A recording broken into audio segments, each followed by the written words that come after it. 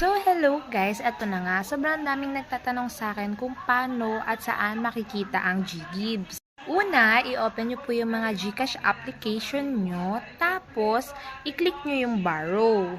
So, pagka-click nyo ng borrow, makikita nyo na si GGives at saka si GCredit. Paano malalaman kung may offer ka dito? So, eto, kailangan meron siyang available amount na nakalagay dyan. Minsan, ang pinakamababa dyan is 3K. Remember, magagamit nyo lang yung GGives nyo kapag may nakalagay dyan na loan offer na may amount dyan. Pero kung wala, hindi po pwede gamitan ng GGives at hindi po siya mapapakonvert. So, eto naman ang itsura ng GCredit. Kailangan may amount din dyan na naka-offer. Hindi pwedeng 0-0.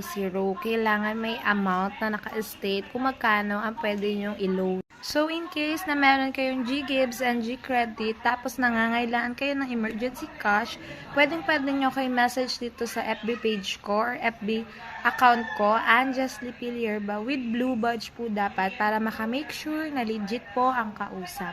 Feel free na mag-message po sa akin kung may inquiries or question kayo or may hindi kayo naintindihan.